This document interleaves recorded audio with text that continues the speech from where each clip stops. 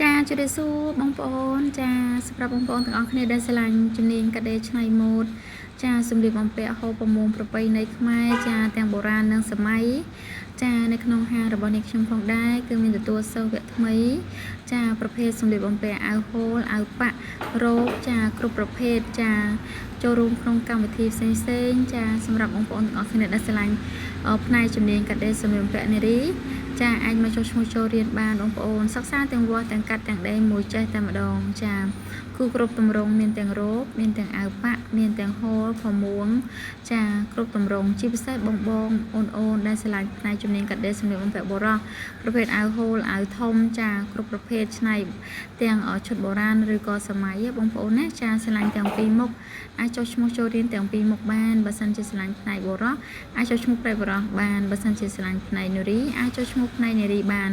បើសិនជាបងប្អូនទាំងអស់គ្នាស្រឡាញ់ចូលរៀនទាំងពីរមុខឆ្នៃម៉ូដពិសេសចាគឺអាចចូលឈ្មោះចូលរៀនទាំងពីរមុខក្នុងពេលតែមួយនៅកន្លែងតែមួយបានណាបងប្អូនណាចាជាពិសេសគឺនៅក្នុងហាងរបស់នាងខ្ញុំផងដែរគឺមានសភៅក្បួនកាត់សម្លៀកបំពាក់បុរសនារីសម្រាប់បងអូនទាំងអស់គ្នាសិក្សាជំនាញកាត់ដេរនេះផងដែរងាយស្រួលនៅក្នុងការចាសិក្សាជំនាញកាត់ដេរសម្លៀកបំពាក់បុរសនារីគឺយើងមានសភៅក្បួនពិសេសសម្រាប់សិស្សទាំងអស់គ្នានៅក្នុងវគ្គថ្មីនេះផងដែរណាបងប្អូនណាចាអញ្ចឹងបងប្អូនទាំងអស់គ្នានឹងទទួលបានក្បួនពិសេសចាទាំងផ្នែកបុរសនិងផ្នែកនារីសិក្សានៅក្នុងហាងផ្ទាល់ចំពោះបងប្អូនទាំងអស់គ្នានៅឆ្ងាយគឺមានកន្លែងស្នាក់នៅជូនសម្រាប់បងប្អូនទាំងអស់គ្នាដែរចាចង់ចេះជំនាញទាំងពីរនេះបងប្អូនទាំងអស់គ្នាអាចតាក់ទងចាតាម Page ក៏បាន Telegram ក៏បាន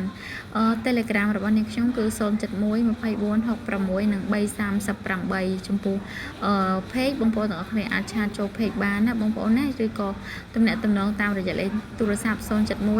24 66 និង 338បងប្អូនទីតាំងភ្នំពេញចិត្តផ្សារស្ទឹងមានជ័យថ្មីចាអរគុណ